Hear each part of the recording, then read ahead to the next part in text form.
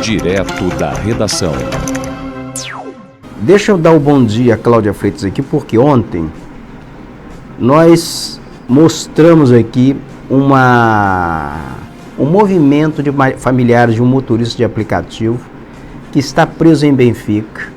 Esse rapaz está sendo acusado de praticar um assalto em São Fidélis, no supermercado Robertão. E o fato que a família e os amigos, vizinhos, isso começou a ser um movimento muito grande nos últimos dias, afirma o seguinte: ele nunca esteve em São Fidélis. E o único elo até aqui entre ele e esse incidente criminoso é um carro que ele vendeu há 11 anos, que ele teria vendido há 11 anos, e o reconhecimento por meio de fotos. Ainda que os bandidos, na hora do assalto, estivessem praticamente com o rosto coberto, pelo que nós vimos aqui na imagem. Mas tem desdobramentos esse caso que envolve o motorista de aplicativo. E quem tem os detalhes é a Cláudia Freitas, do Portal Rio, que já está comigo ao vivo aqui no Estúdio Rio Digital. Cláudia, bom dia. Bom dia, Roberto. Bom dia a todos. Vamos voltar então, Roberto, a essa notícia que a gente deu aqui ontem, envolvendo um motorista de aplicativo, Valério de Souza Júnior, de 35 anos. Ele foi preso no último dia 14 desse mês. Ele está sendo acusado de participar do assalto que aconteceu ao supermercado Robertão, que fica em São Fidélis, no norte fluminense.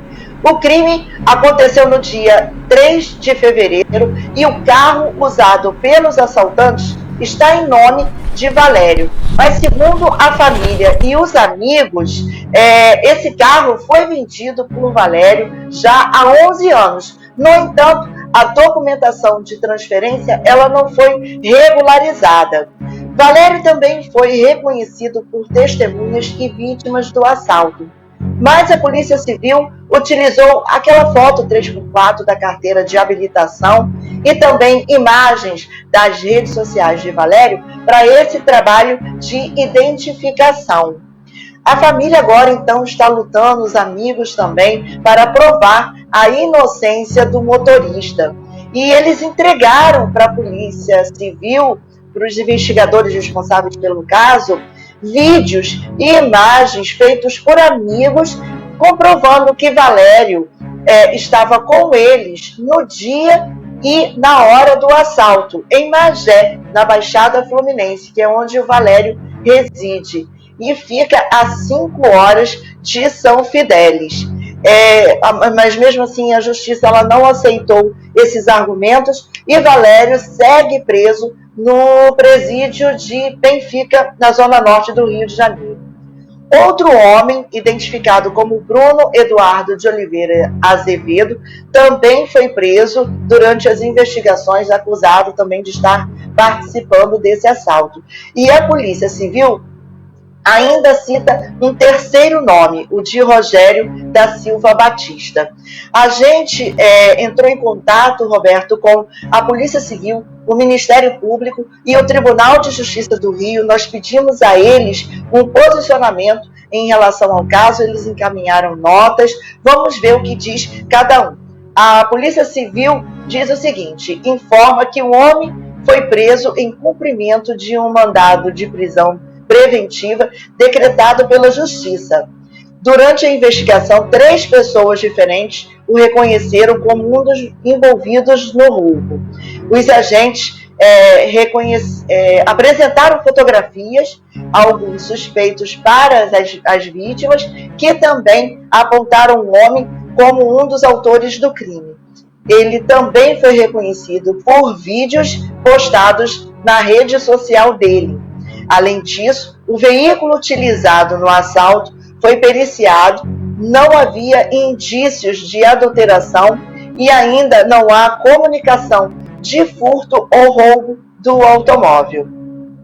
Já o Ministério Público afirma que a Promotoria Criminal de São Fidélis só vai se manifestar nos autos do processo em curso e eventuais provas a serem produzidas pelos réus serão analisadas nesse processo. E já o Tribunal de Justiça do Rio disse apenas que o processo corre em sigilo e que somente as partes envolvidas podem ter acesso a ele. A gente conversa agora com o advogado de defesa de Valério de Souza Júnior, o doutor Ivan Braga, que vai trazer para a gente as atualizações desse caso. Bom dia, doutor Ivan. Bom dia, Cláudia. Bom dia a todos do portal El Rio. Tá? Estamos aqui, eu e o doutor Matheus, já desde ontem, procurando observar todos os detalhes que vem acontecendo nessa arbitrariedade e na decisão judicial que saiu ontem, em que o juiz manteve a prisão do Valério. Nós entramos com uma defesa prévia, né, e pedimos uma liminar da liberdade provisória dele, para ele pudesse responder em liberdade. Mas foi negado esse direito ao Valério. Enfim, e o Ministério Público também se posicionou pela manutenção da prisão.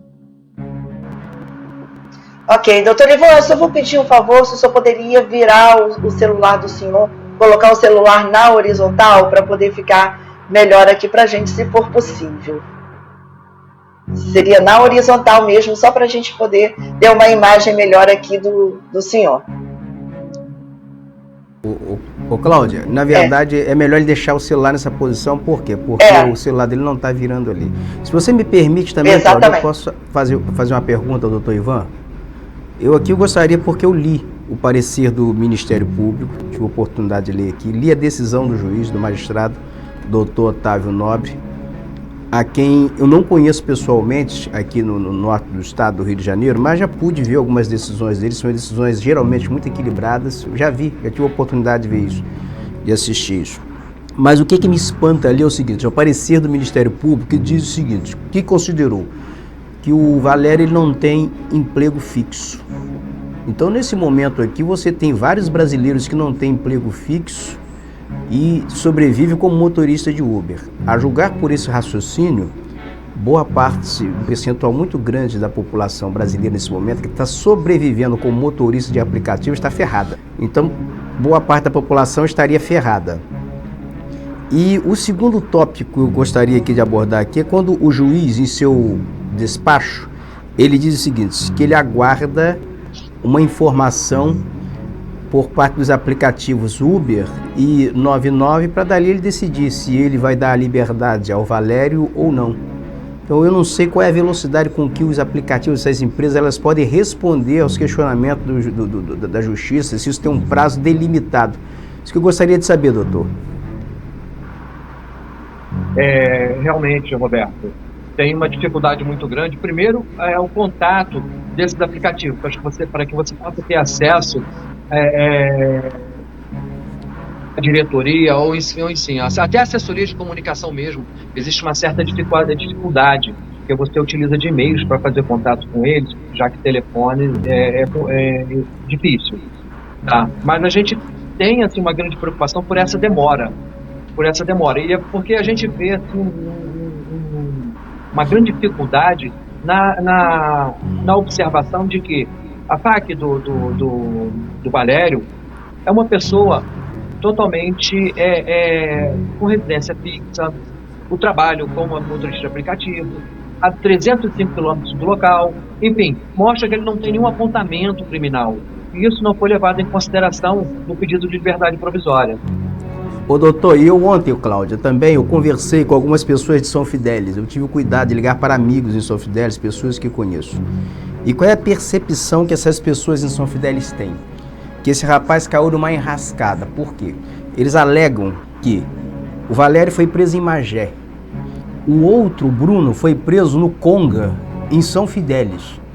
Então isso demonstra o seguinte, que o Valério teria que ser saído de Magé para São Fidélis, passou a associar um tal de Bruno, que eles nem sabem se conhece ou não, e um assalto que rendeu R$7.000, foi esse o valor que rendeu o assalto, e por outro lado, com um carro em nome do Valério. Então essas circunstâncias todas, isso é o que as pessoas me narraram ontem. Então há uma descrença muito grande por parte da população em São Fidélis em relação a esse elo entre Bruno e Valério, da existência desse selo. Entendi. Então, o que realmente esses são um dos nossos questionamentos. Por quê? A gente tem discutido muito, eu e o doutor Matheus, né, a respeito desse fato, porque o Valério teria que sair de Magé, são praticamente 5 horas de viagem, com obras na estrada e tudo, retardando mais o tempo, tá, para poder fazer um assalto em um mercado, tá, em um local que ele nunca compareceu, jamais esteve lá. Tá? E a gente observa que na como inquérito policial, existem várias câmeras, além da do mercado, em torno do mercado, e que não foram juntados no relatório de inquérito, que poderiam muito bem ajudar a esclarecer melhor os ocupantes desse veículo, ou seja, as pessoas que realizaram esse assalto. E facilitaria a identificação, a gente acredita nisso. Mas, da forma como está posta hoje, a gente vê que é impossível dizer e afirmar que o Valério tenha participado dessa empreitada criminosa, já que esses testemunhas que estavam com ele no dia do fato que aconteceu o crime. Perfeito. Cláudia, você tem alguma intervenção, Cláudia? Tem sim. Eu gostaria de perguntar ao doutor Ivan se o Valério já prestou algum depoimento, porque o Bruno, a gente consegue ver também aqui no processo que o Bruno, ele já prestou um depoimento. No sinal, ele negou o fato, né, negou a participação dele no crime. Ele foi encontrado na casa dele, inclusive foi encontrado com armamentos e tudo, foi encontrado armas na casa do Bruno, e ele foi preso, né? Então eu gostaria de perguntar ao doutor Ivan, né, se a polícia conseguiu encontrar alguma coisa de diferente na casa do Valério, assim como foi encontrado na casa do Bruno, né, e se ele já prestou algum depoimento, assim como o Bruno já prestou um depoimento. Não.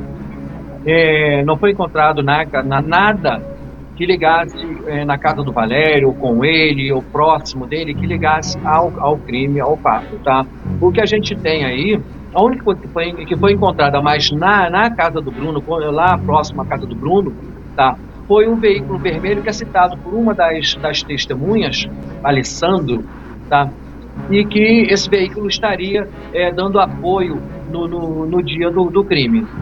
E que nós não sabemos qual é o desdobramento com relação a esse veículo e o proprietário desse veículo, já identificado pela polícia também, daí que a gente espera que seja apurado a participação dele nessa empreitada criminosa. Foi feito, doutor Ivan, alguma perícia no carro que está em nome do Valério para tentar descobrir as impressões digitais? Isso já foi feito? Há alguma decisão em relação a isso também? Algum laudo em relação a essa perícia, se ela já existiu? Existe afirmação, é afirmado que sim, mas nada foi juntado aos autos para que pudéssemos ter certeza ou comprovar, que fosse comprovado a participação do Valério nesse crime. Não existe lá os autos no relatório do inquérito policial. Ok, doutor Ivan, a Polícia Civil ela cita um terceiro nome, né, uma terceira pessoa. A gente tem até o nome aqui, é o Rogério. Essa pessoa só sabe quem é exatamente? Vocês têm alguma relação dessa pessoa com o crime? É o Rogério da Silva Batista, né? Qual a relação desse Rogério com o crime? A princípio a gente tem aí, pelo depoimento de uma testemunha juntada pela acusação, tá, a testemunha Alessandro, ele cita que esse veículo estaria dando apoio a esse carro preto que seria, ou vamos dizer assim, supostamente do Valério, né, no dia do crime, e que a pessoa desse carro vermelho teria vindo falar com ele, pedindo para que ele ajudasse esse carro a atravessar o Rio Paraíba, fazer uma travessia. Daí que essa testemunha se negou a fazer, tá? Mas identificou a pessoa.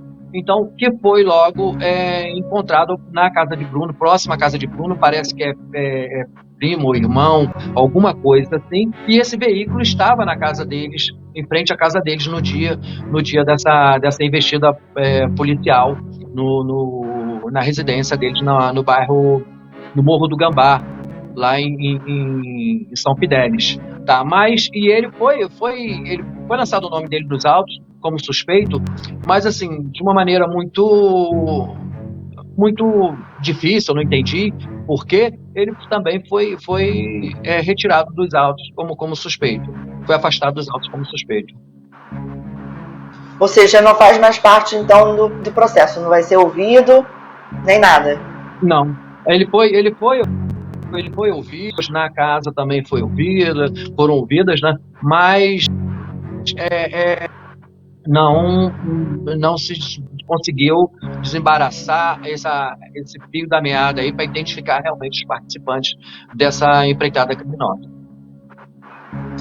Doutor Ivan, qual vai ser o próximo passo agora da defesa do Valério, né? O próximo passo de vocês, considerando que ontem, então, a Justiça negou novamente o habeas corpus em favor do Valério. Qual será o próximo passo agora de vocês, da família do Valério?